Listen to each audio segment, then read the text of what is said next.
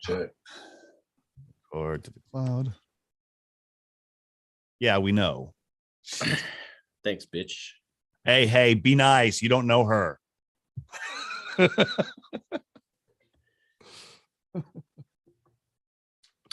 Next, you're gonna start objectifying. So you trying to get canceled immediately, ain't you? Yeah, he is. If they haven't canceled us yet, they can't cancel us now.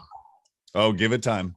There's new rules coming up every day, so just stand by. All right.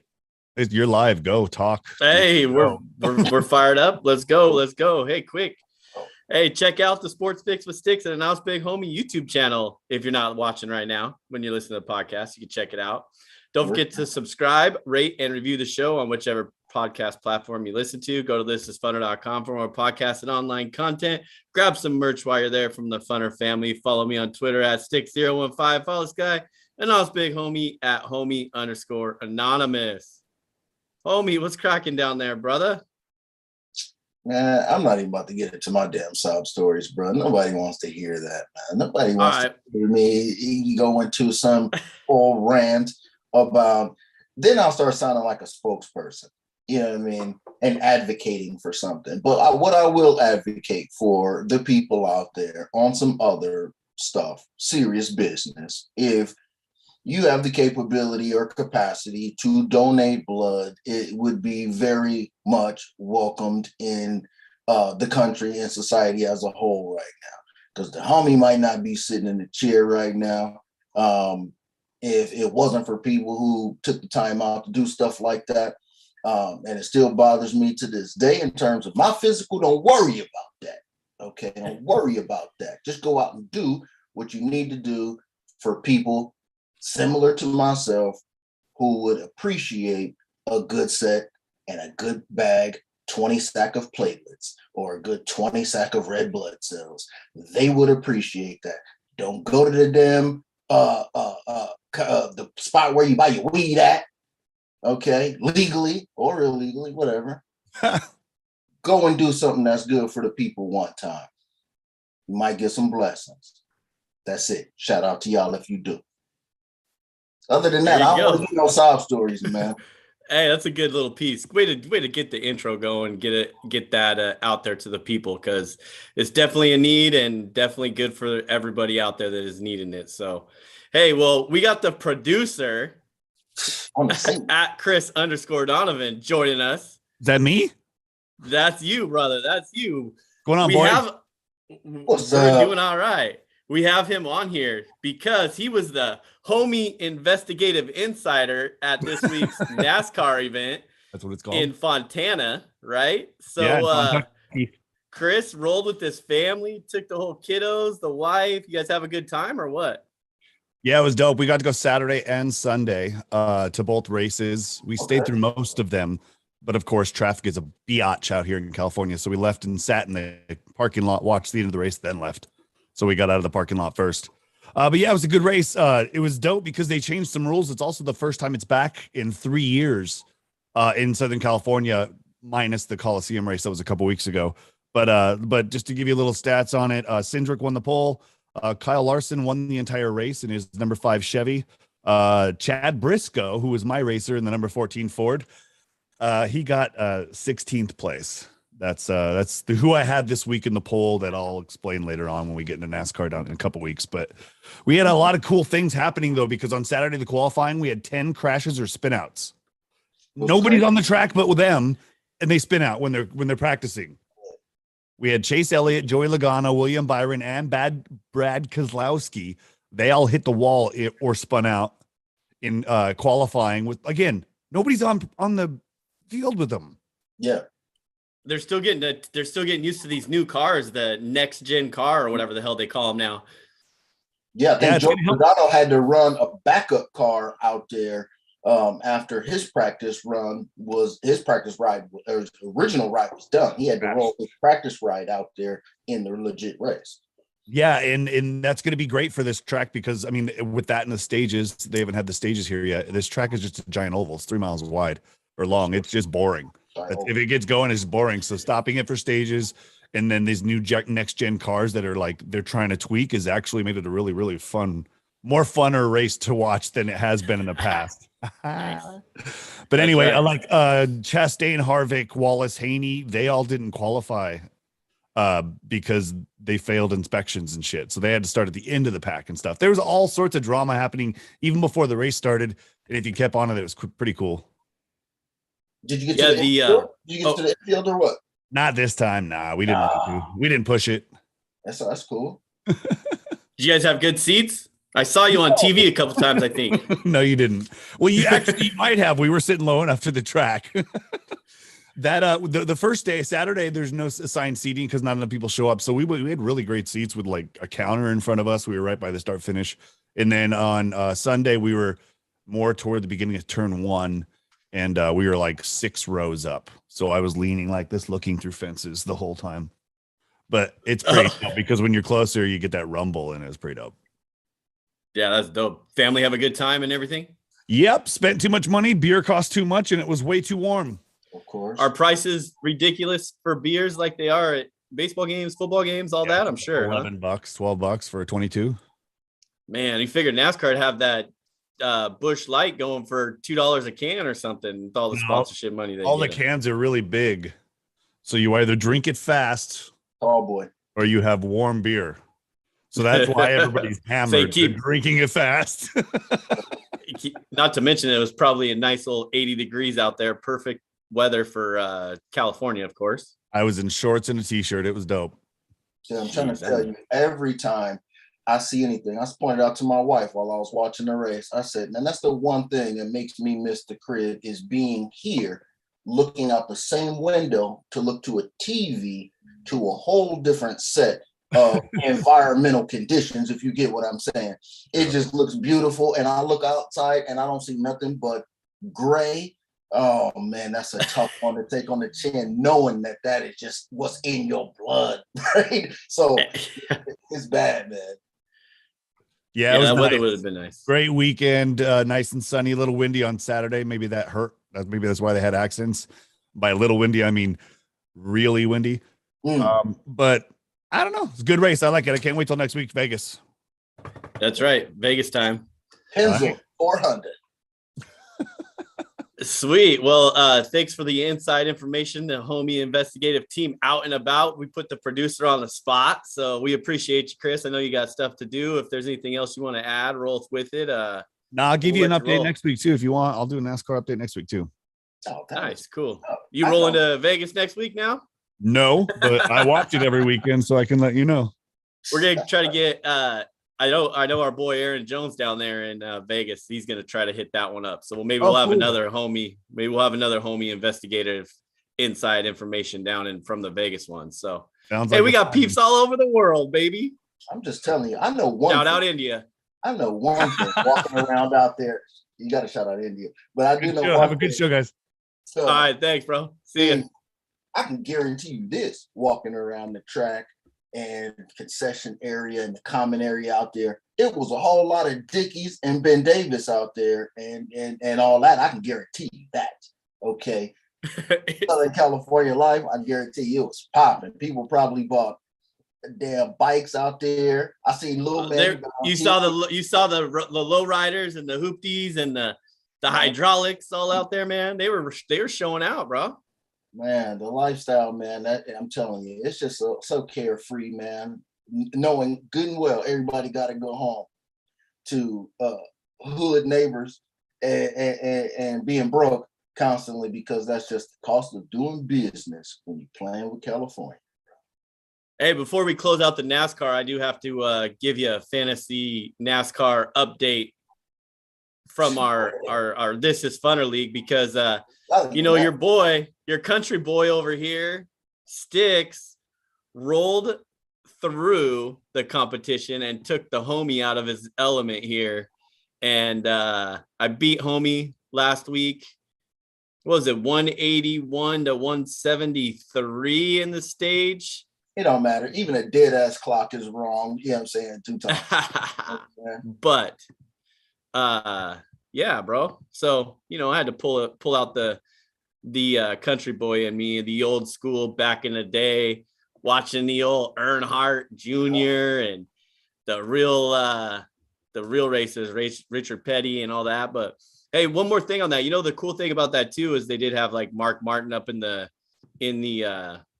booth there for a minute, and he was talking about how different the cars are to drive, and you actually have to really drive these cars. So that's what the new next gen car and stuff is just like.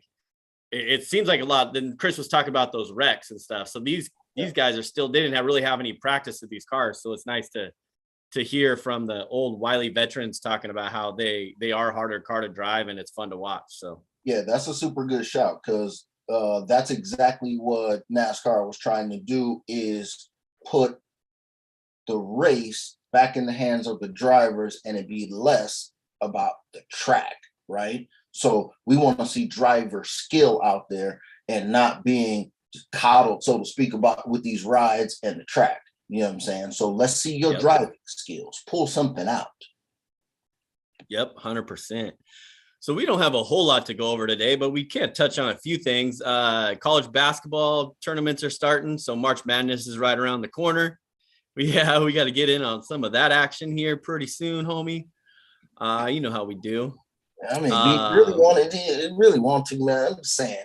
I mean, they build these casinos based on this kind of life. Especially for Super Bowl plays and for March Madness plays, bro. That's really how they do it. The fun part, I know I talked about this last year when we were talking about college basketball.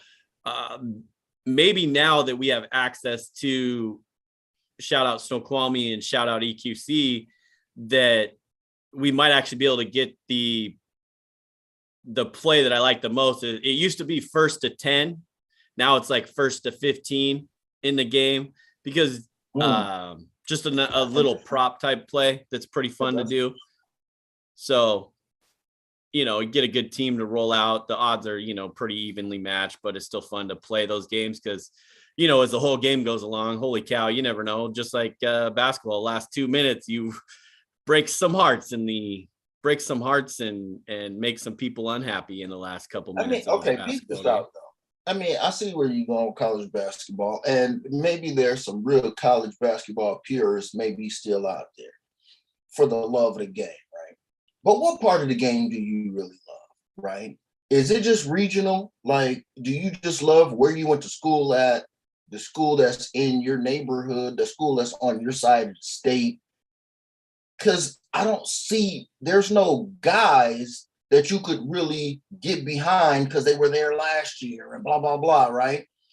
And I don't know, I get confused by it. Now, the way that the basketball and the professionals have set shit up, I don't know if there's a comeback for my interest. They have to plead for my interest, because the only thing left for me, to be honest with, shout out to Coach K, because he's doing his victory lap right now because he's riding down to the sunset. But that's it for me. It's these coaches. If I know a couple coaches, I know Pat Ewing, I know Coach Huggins, I know Krzyzewski. You know what I'm saying? I know some guys out there, and I like to see some of those matchups. I like to see Juwan Howard try to put hands on people after suspensions. But I like to see people that I know that, Penny Hardaway. But that's it. It's not the players really for me. So what is it for you when you watch college basketball now? Well, yeah, I think you hit it. I think you hit it on the button. Right now, I believe it's just more territorial for me at this point. You know, Gonzaga's been pretty solid for the last 20 years, 25 years or whatever. So obviously the hometown side of it. But homie, you referenced this before, right? You referenced, these kids are going to go to school for 1 year and then they jump. So you really don't have the notoriety of the players that stay for 4 years, unless you're at a Gonzaga. And my apologies to our boy Dirk Irvin, for not knowing the full roster of Gonzaga right now to spit off some names. But, those are the go ahead. Those are the teams. Tammy stayed. And I don't know. And the only reason he stayed is because he ain't going to be an NBA pick. He's not going to be a Kelly Olynyk type player. He's not. But what's the name? What's old boy's name? Mike Timmy and Mike Holmgren. Oh, Chet Holmgren. Yeah, and Chet Holmgren. Mike so Holmgren. See, that's going to be one of those things where more than likely, I don't know what his status is, but is he going to be there for 1 year and then go and jump? But that's where you get all these players. You don't have time to get used to where these players are going to be in the college ranks for 2, 3, 4 years where they build a name. So that's a great question, homie. But yeah, I think it's more territorial for me right now. And of course the coaching, right? You got Krzyzewski, like you said, to be able to, put on his last run, even though I'm not even remotely close to a Duke fan, my Knowles, obviously I'm down with them just because of the allegiance that I've liked them for so long. So yeah, it's hard to get into the basketball, but I do like watching the college basketball because I think it's going to be a different outlook this year with no Dickie V, commenting on these games, being in the booth, announcing these games. So, that'll be a little bit. I look forward to those games when you talk Dickie V and his diaper dandies and all that stuff. So fun to listen to him because that's where I get to know the most about the players and how good they are and how, where they're going to go and all this stuff. I don't know, man. I mean, Bill Walton's still a funny character, right? Bill Walton has lost all his marbles. Say anything.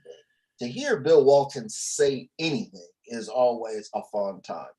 But like I said, I don't know. I mean, I would like to get back into it, but I was into it when it was UNLV having to come back, or Michigan Wolverines having to come back after losing, and they came back as a team the next year.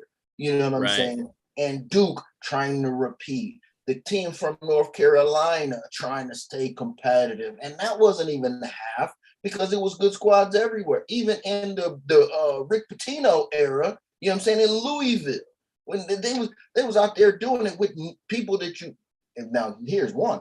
They had dudes that didn't even make the league, and they won the national title. So it was that's what's going on. So I mean, I don't know, man. I hope I get some interest back, but I got a feeling that when this whole thing jump off, I'm gonna be checked out. Yeah, well, I don't want to get into MLB right now, but being since there's not going to be any MLB on for the next month, so at least probably. So we'll see. This might spark your interest in a little college basketball time.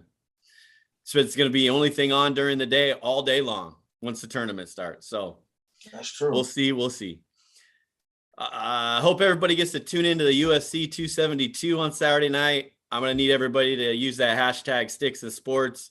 Text me, call me, whatever. Give me some updates on this fight. I'm not sure if I'm going to be able to be away from the trap to catch it, but that's the plan. I really think this is going to be a good card from top to bottom. I didn't have time to pull it all up, but the main event is Colby Chaos Covington, 320 favorite versus Jorge Gamebred Masvidal, 35-15, 250 underdog. These guys don't like each other, bad blood. There's a kid named Bryce Mitchell on here, straight country boy from Arkansas. I believe he's the middle fight in this card, taking on Edson Barbosa.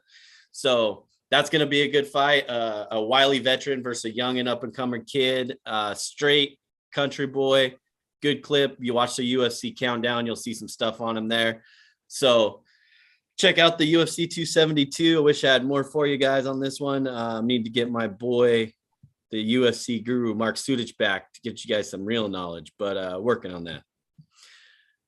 Our Kraken, homie, they're going to come out with a win tonight, plus 150, by the way. Nashville at home today on Wednesday. So these damn over-unders have been fucking around a little bit the last, 10 games, haven't they? No, not really. I mean, like we talked about last week, they caught a brick, right? And then they go immediately back on another streak of go for what you know. Right when my hands are, you know what I'm saying, when I tie my hands and go, you know what? I need to chew. They pop off 4 in a row against dead under teams. You know what I'm saying? The damn Boston Bruins, you know what I'm saying, the Rangers, you know what I'm saying? It just don't stop. I mean, the hits just keep coming. And, that's the thing that they get you hooked up in. Because then you want to go jump in immediately and get on this train. You know what I'm saying? And I'm lucky. So yeah, they caught a break against the Sharks the other day. They caught a break against the Sharks the other day. But well, actually, I mean, if I remember, actually they didn't. They actually, you're absolutely right. It is 2 in a row down, I think. After we talked. But I'm telling you, that still don't mean nothing. 32 out of 53 is crazy, bro. It's gonna happen. It's bound to happen. So you can't look at game to game. And shout out to Kraken fans who are showing up to the games, because I was sitting here trying to plot out if there's another spot to go and check them out. But I gotta say, man, Climate Pledge, Kraken, I don't know what y'all out here doing. Y'all ticket prices are stupid. Okay, I was just looking at ticket prices for it was Panthers versus Hurricanes in Raleigh, North Carolina. You know what the entry ticket price was? $30. $30, huh? What's the cheapest in Climate Pledge? Here we go. I knew you were getting there. 128. Damn. Okay? For cheap, I'm talking about like you just there. So I'm paying 128 just to be there. And I ain't ate nothing. I haven't, got any adult beverages or did anything like this, right? So much less want to see the game from a real fan perspective, right? Because if you want to sit down bottom bowl level, come on, Climate Pledge is hitting you over the head. You know what I'm saying? How was your seats last time when you went there? They were solid, right? You got to see. You weren't on front ice, but you were, not a bad seat in the house, right? Well, no, because I'm gonna be straight up honest with you. I mean, we purchased 201 center ice. I think it's 205 is center ice. Center ice, halfway through the 200 level, which is maybe 11, 12 rows from the roof, right? Or to where you can't go no further. All I did is do what I normally do as a righteous, knowledgeable fan, is try to find some empty seats and go park my ass off in it, okay? So, and that was where I caught some of that net footage and all of that. And because it was people it wasn't full, bro. That's what I'm saying. It's not. Well, it's definitely, and that was like this November, December. When did you go? Yeah, November. End of November, right? Yeah. Yeah. So you were there the end of November, and then now it's funny because all over Facebook and everywhere you just see selling tickets, but still they're not even dropping down the prices. It's still like whatever face value. 160 I think is the cheapest I've seen so far. But it seems like the seats that I've seen have been decent, views like on the 100 level too. So, I'm looking forward to going to my first game here, April 1st. The boys are coming into town, so we're going to have a little weekend getaway. We were supposed to go to opening day or weekend stay, vacation or whatever, but we were supposed to go to opening day on that Thursday, March 31st, and then go to the Kraken on Friday, April 1st. Double up. So, but MLB is not happening, obviously, since they canceled the first 2 series, which we'll get into here in a second. But looking forward to rolling down there, get a little homie investigative insider information going on again, popping off. So going to be a good time. I'm looking forward to it. Yeah, should be pop that, man. That would have been a great double up, man. I always try to get in those situations to where you're in a city and you can hit 2 of them. You know what I mean? Whatever sport it is, you can hit 2 of them real quick and check out a couple good arenas. But it hasn't worked out for me yet, man. I've been trying, but it's always something. So maybe here you go. Did that MLB lockout, man, which would have been great, because I know how you locked in steady for years, been locked in off of this opening homestand and been heavy in attendance damn near every year that I know of, damn near. So yeah, it's been like, fuck, I think it was since 2007, 6 or something like that. I don't know. It was a good run until opening day 2020 when they had the modified season, and then 2021 no fans, and now 2022 the freaking lockout. So that's wild. But yeah, man, it's good times. I always look forward to going, being there first, and it's this year would have been the best as well, because it was the actual opening day where the Mariners were actually going to be at home on opening day. So the funny thing, I think before 2020, I believe like the at least the 2 or 3 years prior to that, they were always on the road for some reason. Opening day. So then they come back. It just doesn't have that excitement of, actually opening day when it's a day. And the thing too, I don't know, I can't remember what time the game actually was, but before 2020 and before up to the last couple of years before 2020, my thing about opening day, the best part about it was the day game on an opening day. So 105 or whatever, 125, whatever time they wanted to start. Those were the best times, even if it was, before, even if it was like the actual opening day, or even if it was the week and a half later or whatever there was bees. But that not happening. But I don't know. I don't know what's going on in this MLB, decision making and the players. It seems like a lot of mumbo jumbo. I attempted to read through some stuff, so I really don't have a whole lot on it. Homie, I don't know if you do, but it just sounds like a bunch of mumbo jumbo. All I know is that they're locked out and they are not playing right now, and they need to come to a decision and decide to be fair to each side. Negotiations are not going well when neither team can even come. Doesn't sound like they're close on whatever aspects that they're going to be dealing with. Yeah, and it seems like to me, man, and last year we heard Rudy talking about how the Indians refuse to spend bread and this kind of thing. And, we talked about it. It was a conversation. And I think that's what the whole situation is about, man, because if you got all of these teams that are just withholding bread and not spending profits, then how many players are not getting quality or average pay? You know what I'm saying? I think that's what it boils down to, because you only have half the league, that spends over $100 million. And then everybody else is, the A's, they notorious for trying to get, they get good rocking the money ball with profits and sustainability. Shout out to them. Go get some of that Vegas life. I feel you with all of them extra profits you got.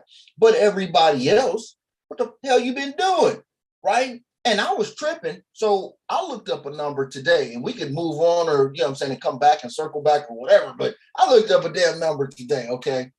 Rudy got an all hands on right to be pissed at this squad, because I thought I was going to see this kind of number from the Mariners, right?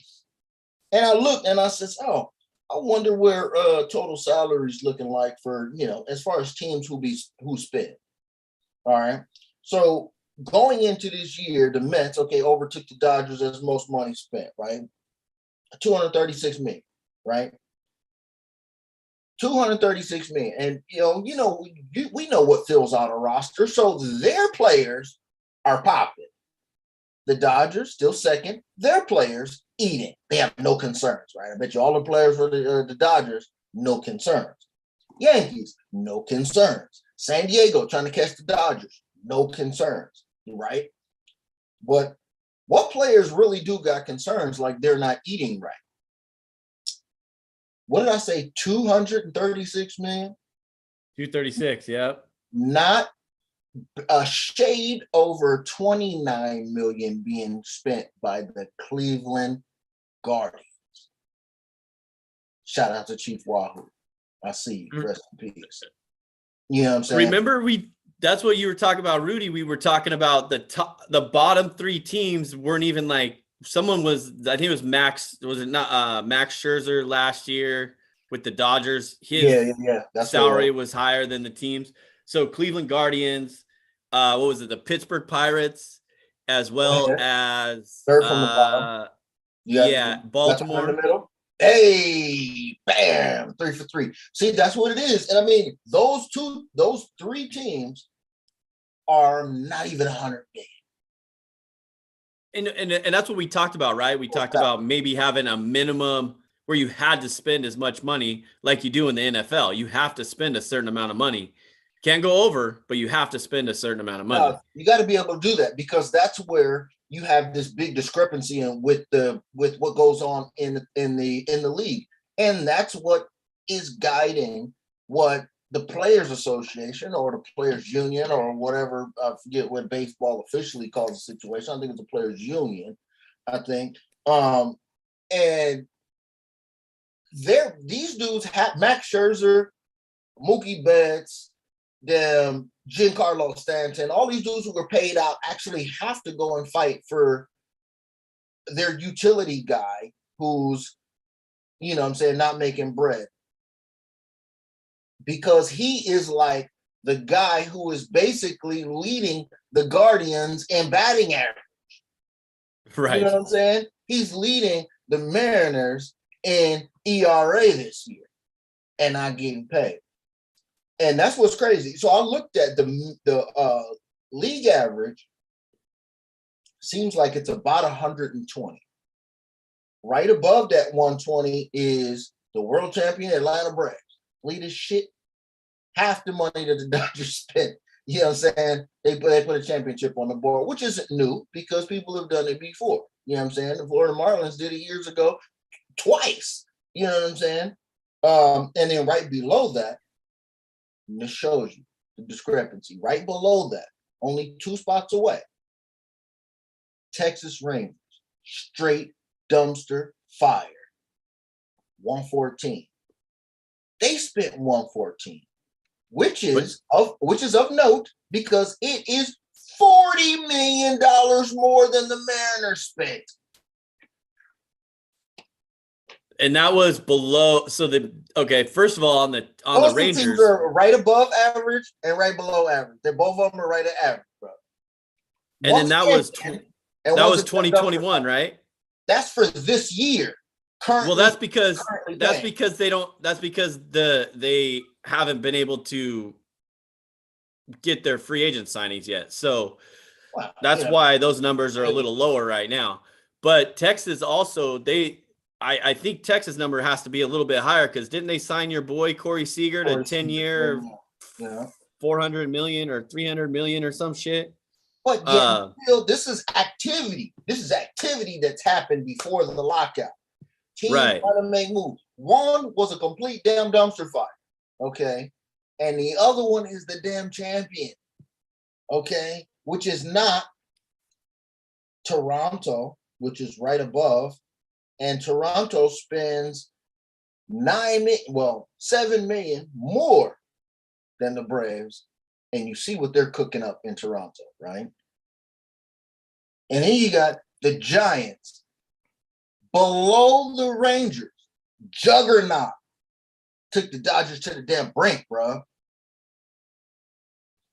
Yeah, they need to have a minimum salary and at least a minimum because they're not going to cap. They're not going to give them a salary cap. They're not going to give them a salary cap. So they might as well have a minimum threshold that you have to be able to spend and get to be, to be able to compete, right? I mean, that's what it's about. I mean, there's no reason why. I said offline, Jeter was getting the hell up out of there because he promised the people action, right? And after 4 years, he ain't seen no action, right? And it's not him that don't want to do the action. They ain't letting them do the action. What are damn Marlins at? 4th from the bottom on that damn list. They don't want to spend no bread. Jeter's like, I gotta get the fuck out of here because y'all about to ruin my reputation in this situation. And I put a whole lot of promises out there about what I was going to do. A couple of them I did, like trying to get prospects and get the Marlins to start popping off. which, okay, there's a little something, there's a little buzz, you know what I'm saying? So they say, I don't know this to be a fact, but that's what people say about the Marlins farm club. There's a little buzz down there. They're doing better than they used to, but they still put garbage on the field. Got rid of Sterling Marte, got rid of Giancarlo Stanton, and did all of this. And because they said they was going to spend bread and ain't spend no bread, that's why the hell nobody damn comes. And I don't know why the damn Mariners fans don't revolt in that same ass damn way, because you can't just sit out here and spend. I mean, they spending $70 million, $71 million. Okay. I'm telling you, that money is already comped in season ticket sales, bro. Yeah, and they have money to spend on the Mariners. Comp that back. On the Mariners, what? The owners have already comped that money back already in projected concessions year over year and damn season ticket sales. I guarantee you. Right. Yeah. Well, that's why it's going to be interesting once free agency opens back up. It's going to be like we always talk about. NFL owns free agency, right? All of a sudden, you just talked about it last week, homie, where it's going to be, boom alert, boom alert, boom alert, boom alert, signs here, trade here, blah, blah, blah, right? Once MLB opens back up or they get the go-ahead to do this, that's how it's going to have to be for MLB. So if you're ready, if these teams are willing to spend money, I just wrote a quick few guys down that I got off the top of my head. Carlos Correa, Chris Bryant, Trevor Story. I think Freddie Freeman's still available as well. Anthony Rizzo, I think is one as well. So, once this free agency opens back up, if you're willing to spend, and if the Mariners are only at 70 million, they'd have to make a run at a couple of these guys. I know the talk on the street is, Chris Bryant or Trevor Story or somehow both. I don't know how that happens. They're not going to pay that much and spend that much money if they spend any, but we're looking forward to it. It's time to start digging deep into the lineup so I can see what we have and what we need. But either way, I'm just looking forward to some baseball and the free agency pop off to see where these guys go to fill out these teams and who's going to spend the money. The one money that they haven't talked about, which I want to get into, because I tried to do some research and I couldn't find nothing. Okay, and I'm going to get into this in a second. But before I do that, are you trying to tell me if you was owner of said Seattle Mariners, spending 70 million, right? You're going to try to go out and spend another 40 instead of just putting that in your pocket and living? Yeah, I think they owe that to the fans at this point. Shit. Clearly they owe shit. So, they have to go out and spend some money and get things popping off after the year that we had last year. A very productive year. No one thought that the Mariners were going to be that competitive. Yeah. Except for me at the beginning of the year when I told you. Wholeheartedly, but yeah. But see, now this leads to my next situation. Wait, real quick, before you get into that. I got it. You said you made a good point of how the concessions is paid for with these teams. Now they're losing some of that money, but no, I ain't saying losing. Right. That's what I was going to get into too. Even canceling a couple series of games after opening day, after the first weekend, it dies. Right. So in April is probably the lowest profitable month for the owners anyways. So they're going to lose. They're quote unquote going to lose. They're not losing shit.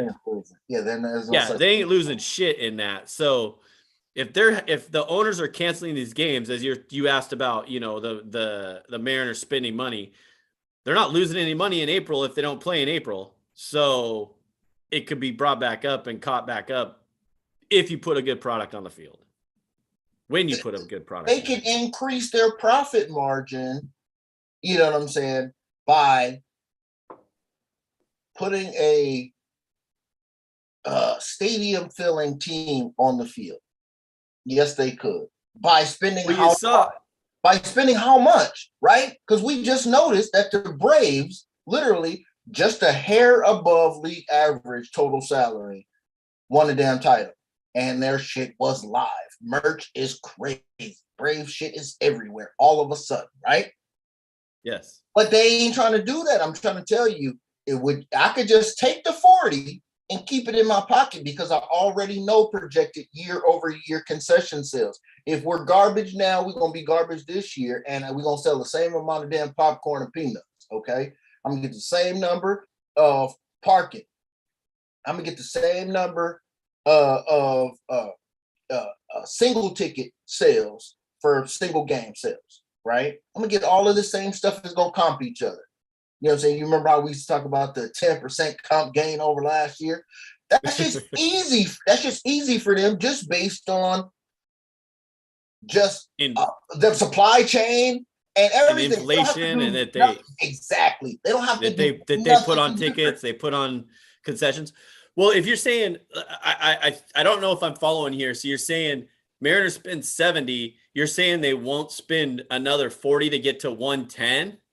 Like, no, I was proposing it to you because for me, as a fan, it's a no-brainer. You go out and spend to a minimum to make your fans understand that you are trying to put a competitive outfit, uniform on the field every time, at least be to league average. Well, I'm hoping exactly 100%. I agree with you. I'm hoping that they will spend at least that to get above 100,000 or 100 million because that is where, you don't want to be, even if you put a good product on the field and you win a $70 million budget or a $70 million roster. I don't believe that you need a $246 million roster to win, although it does show that it does help. But all those motherfuckers that they have are way overpaid. I don't care. I've said it before. I said it with the A-Rod deal, and I said it with Fernando Tatis. No freaking player is worth $350 million. You don't know that, though. I know. Yes. In terms of, I do know that because that is grossly overpaid. You have to think about this from a business perspective. We're looking at it from a fandom perspective. It's talking about money equals games won. That don't happen. But I bet you fucking worldwide Tatis jerseys end up being more popular. I bet you this brown and gold SD hat ends up being a little bit more popular than it used to be. You know what I'm saying? In different countries and wherever else, if I'm doing it like this. So yes, it might not equate to wins. That's why I'm saying, now I'm not saying, I mean, I'm blessed to be able to be born and raised in Southern California and be a Dodgers fan from a type, right?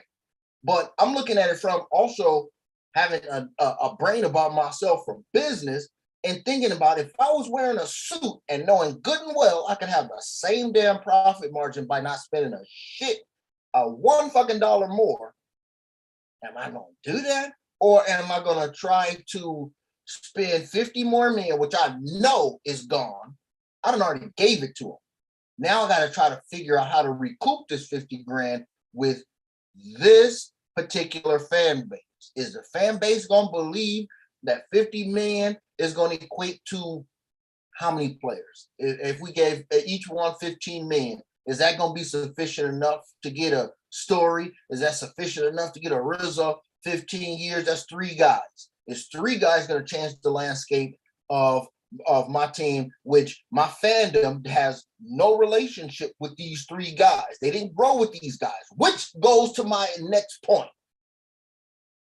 How much money is these franchises spending in minor league salaries? Because you know they're getting judged. They ain't getting no money, right? No. That's how part much, of what they're talking I tried about. High and low, bro, for hours. I want y'all to know, people out here, we trying to fix this shit.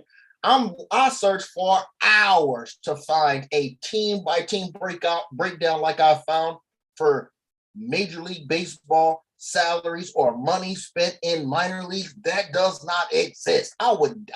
Somebody tell me, send me a link, you know what I'm saying?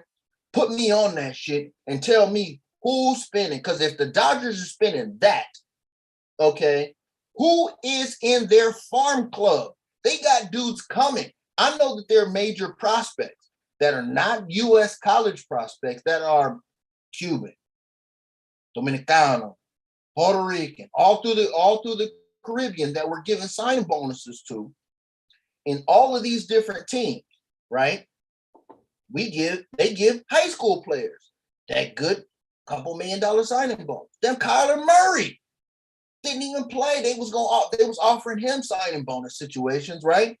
Right. So where's the money? What's the actual pay that these minor league affiliates are using, basically? For my pipeline, okay, let's just do it like this, since I got the hat on today. I am the Mariners, okay?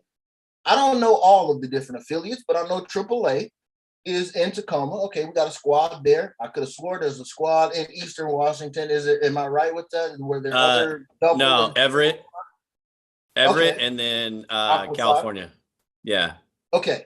So I got 3 affiliates that's supposed to fuel my major league team at some point. Real quick. I'm spending nothing down there, right? Real quick. But listen, and remember, they cut out like 6 more leagues that they don't even have to pay anymore, or, have the funds to have to, what do you call it? Run. They don't have to run these other 6 teams. They cut it down. They cut out they cut it down. Remember that. So go ahead. Sorry. Well, I'm just saying. You got those 3. Because that is, where is my guy that fan favorite? Well, where's my guy that's supposed to fill the shoes of fan favorite Kyle Seager? That's in triples, that's been waiting to get up here, who you might have heard some rumblings about, but he hasn't hit the league yet, right? Where's that guy? Why does it always got to be the money? Why does it always have to be from Reds free agent? Why does it always have to be disgruntled Tigers free agent we trying to grab and overpay? I could see them spending $70 million because, damn it, hold on. Pause the show. Park the car. Oakland A's spend $500,000 more than the Mariners. And we know how they get down every single year. So it's not the fact of how much you're spending. I'm talking about whole team operations. I'm telling y'all fans, man, to look at y'all teams when you're talking about baseball. You might understand what these players are talking about when they're talking about this bread. This is not a little bit of bread people are talking about. This is nowhere close to being a little bit of bread that these players are talking about. The A's are a winning product on the fucking field every damn year, bro, and spend not even $1 million more than the Mariners in the same range. And you got $1 billion owners, baby, $1 billion owners that have, that are just, in my opinion, a little bit, not even a little bit. They're just greedy bastards at this point. If they're not even gonna, if you're, go ahead. One of the stipulations, I believe, was what was the minimum salary was like $570,000 or something like that for minimum salary for an MLB player. And I think that seniority and all of that, is that the one? Yeah, that was just the minimum or whatever. I believe that the Players Association wanted like 725 or 750, and I'm not 100%, but I believe that the owners came back at like 700,000 minimum or something like that, and like gonna move it up 10,000 each year or something like that. But I mean, there's so many numbers and I don't even understand it, a lot of it, but it's just crazy. But you're 100% right. Like, what are they spending on these minor league affiliates to get your team better, to get that person? So the Mariners have Julio Rodriguez, to answer your question, right? Mariners have Julio Rodriguez that once he comes up, he's going to be a fan favorite right away. Great on social media, good kid, got paid, to come over and be in the affiliation for a while. Kyle Lewis was probably supposed to be that guy until he keeps getting hurt from the Mariners farm system, came up, now a Mariner. But one quick thing I wanted to add to your Tatis, when you were talking about that and spending the money and being a business person, which I agree 100%. We're both business people, right? Understand the business a little bit. general business, right? So I don't believe that a 10-year, $350 million deal is gonna make a difference in those jersey sales. What? From a 5-year deal, 200 million. Follow me? Either way, whatever the deal is. Run it back one more time. I don't want to act like I know and I don't. Run it back one more time. So I said that no player is worth 10 years, 300 million or whatever. Okay. 10 for 3. In my opinion, 5 years, 200 million is going to produce the same results profitability wise from a 10-year, $350 million deal in a way, unless he's going to continue to play. Now you're going to get him on a good deal, right? Yeah. So, but still 350 million, I'm sure obviously there's a reason why they did that. So they're going to get their profits from all the jersey sales and all the tickets and all that and being competitive. But a deal like a Robinson Cano deal, a 10-year, 240 million when he's 35 years old, doesn't make any sense. Look what the Mariners did there. They screwed themselves in that part, right?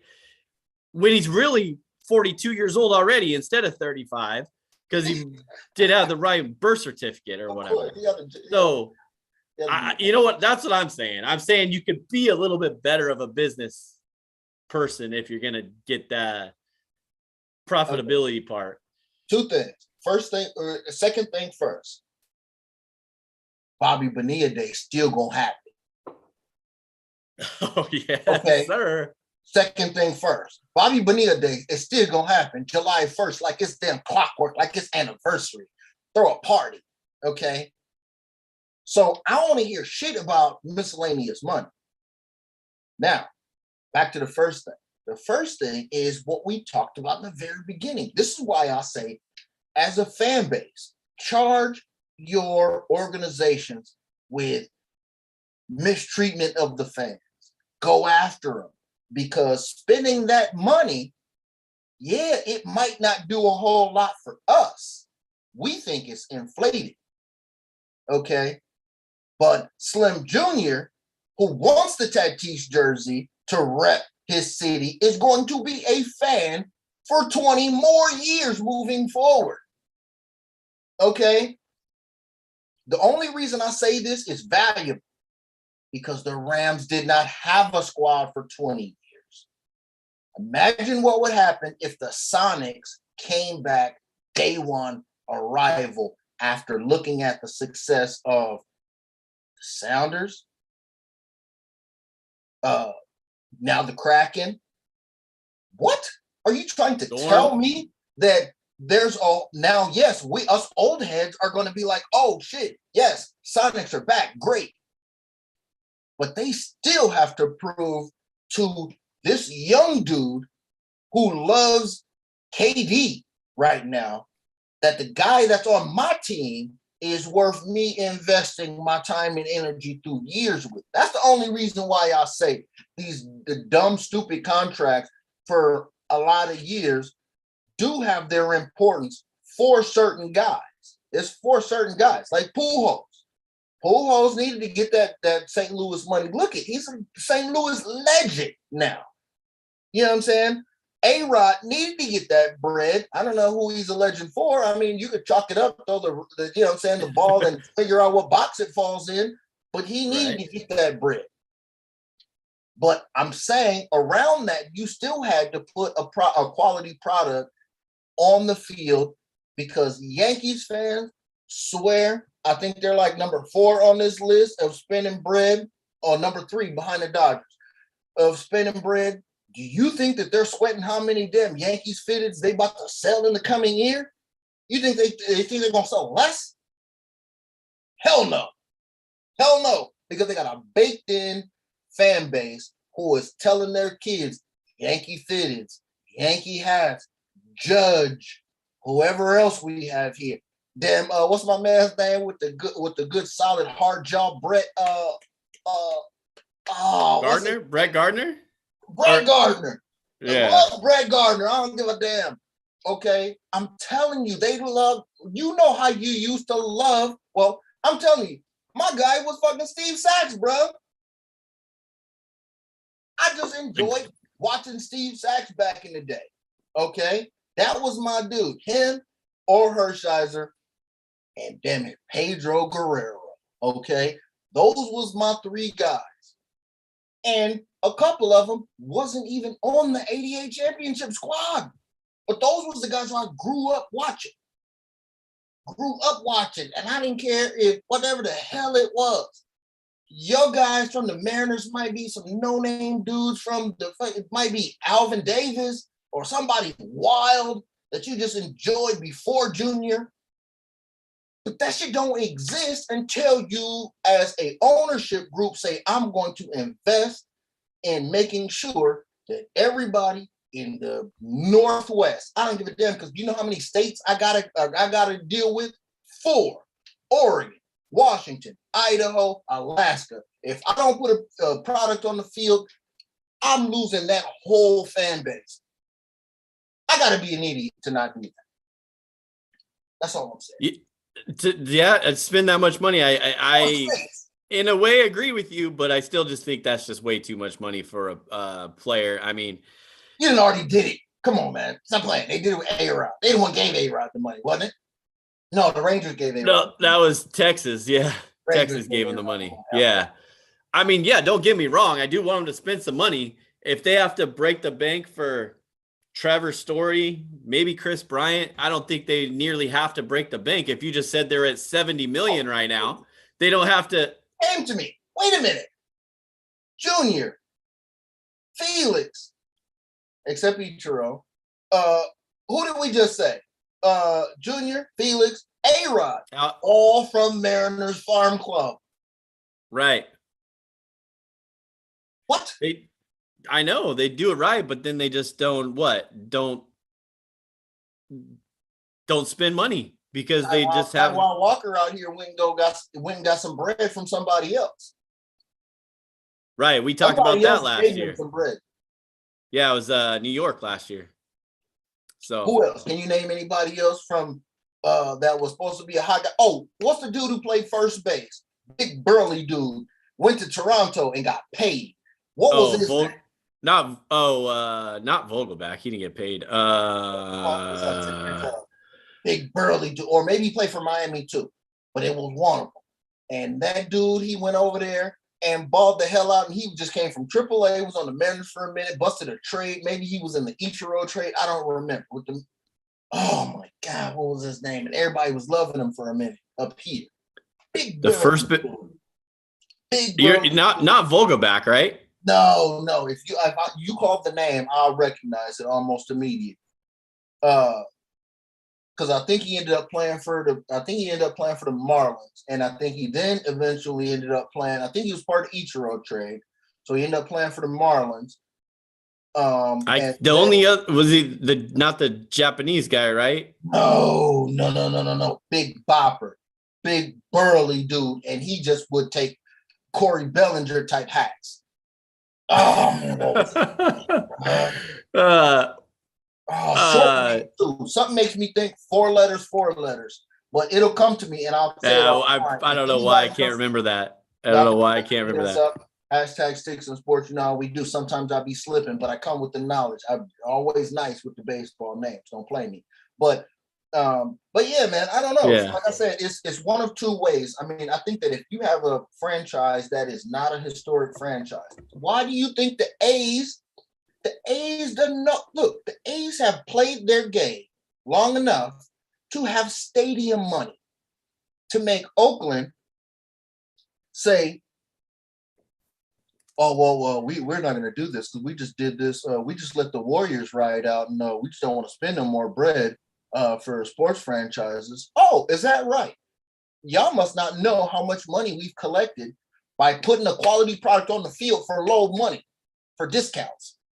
We got money in the bank saved up. We can go straight right now. All y'all got to do is let us out these contracts, and we will make y'all look stupid with this sick, ridiculous baseball stadium in Vegas.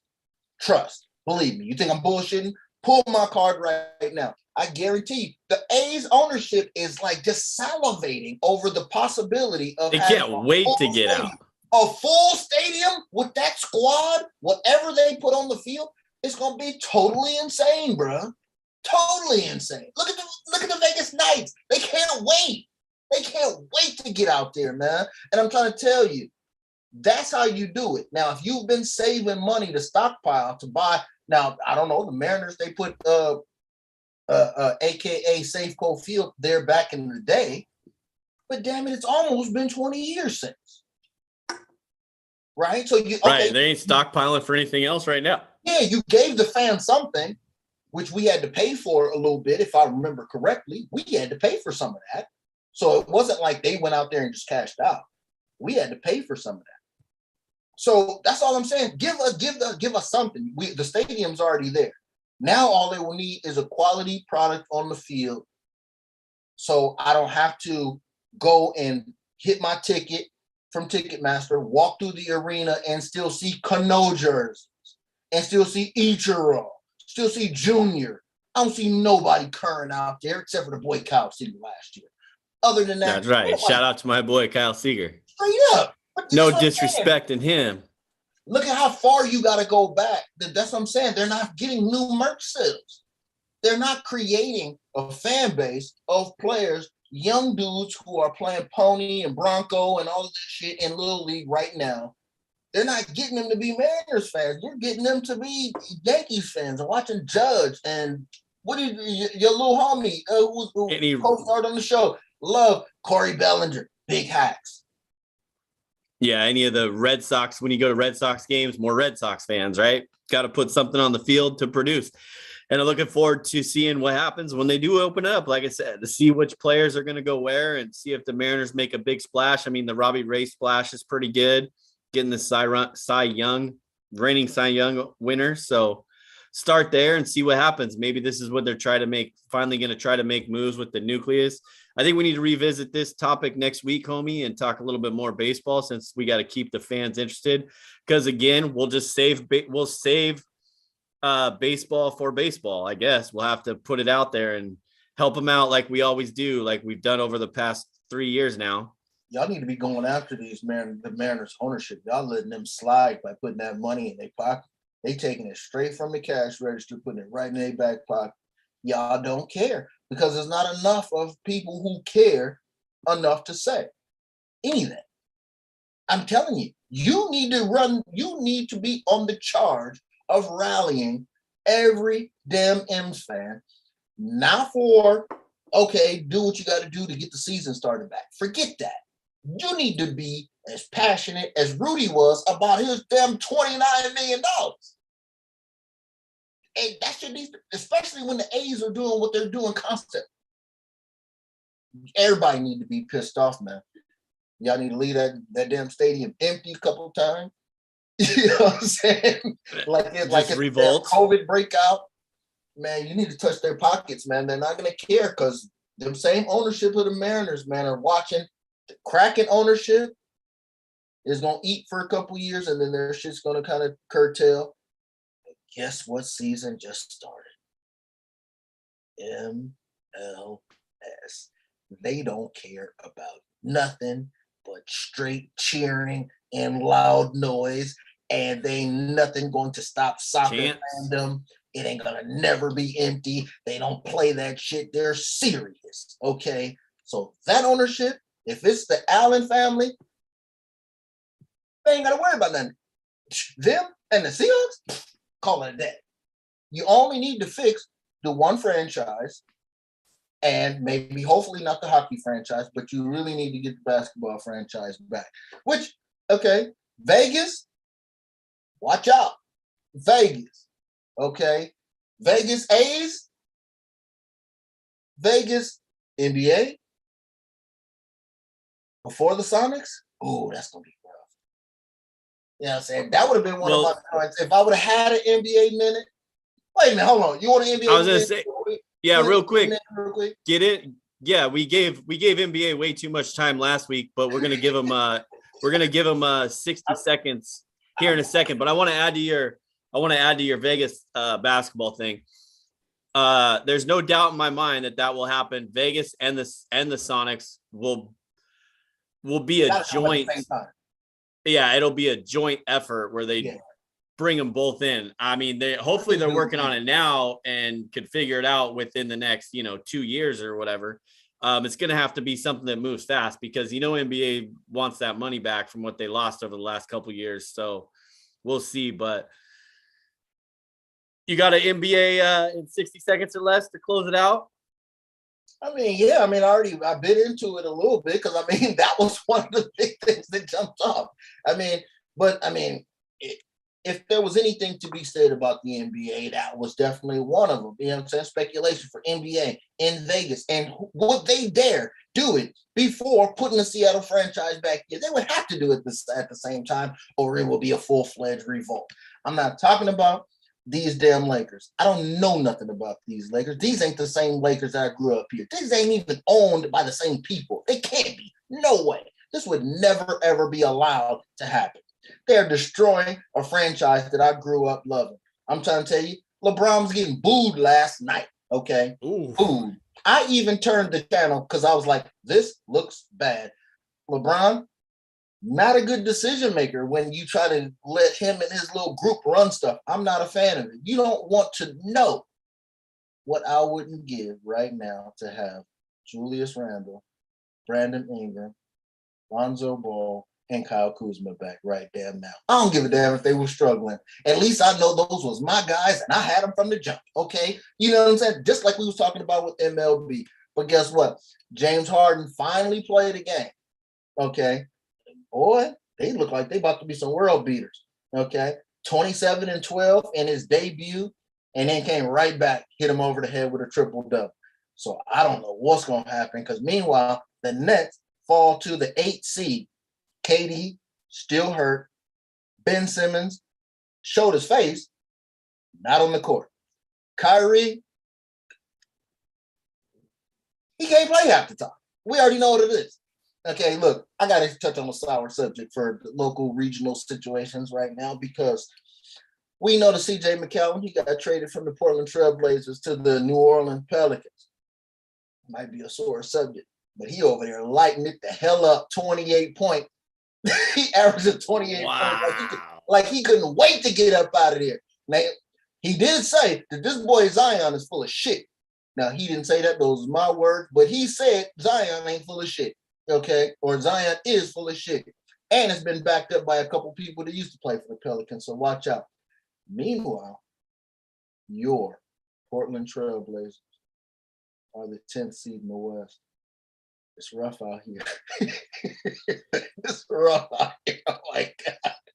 But on the positive side, if you watching the NBA, you know, hey, Ja Morant, I done said it before, and I will say it again. Something's wrong with this kid. Something's wrong with this kid. He done gone nuts out here. This dude dunked over a dude vicious. Almost looked like that Vince Carter when he dunked over the French dude that was 7 feet tall. It looked like that, but more gross. But not as the dude wasn't 7 feet. And he had a ridiculous Larry Bird type buzzer beater. Same game. I'm telling you. MVPs. Ja Morant. I mean, this is the MVP categories right now. Ja Morant, DeMar DeRozan, Joel Embiid, Steph Curry, you got to have him in there. Luka Doncic, call it a day. I mean, that's just what it's going to be. That's just what it's going to be. Hey. And I got a couple things that's funny that McCallum is lighting it up over there. I did not know that. And with all the Lakers.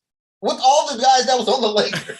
That they changed to get AD street clothes.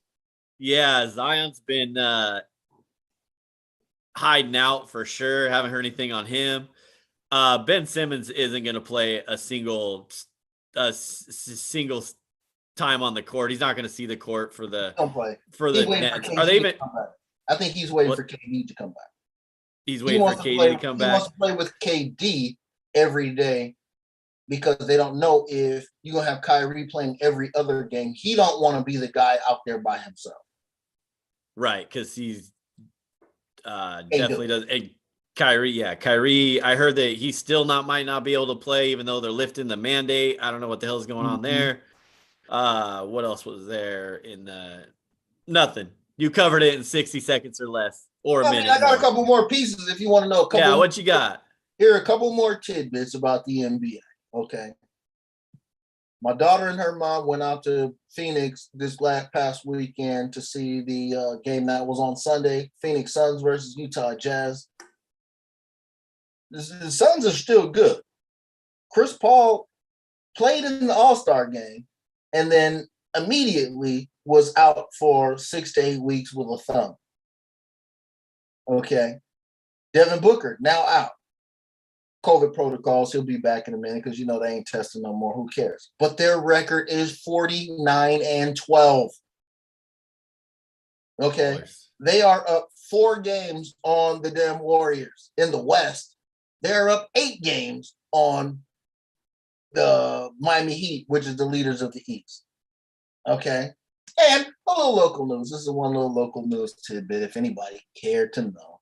Tacoma Zone, Isaiah Thomas, shout out to University Place, Curtis High School, all of that good stuff. Hey, got another little 10-day contract. This time, Charlotte Hornets.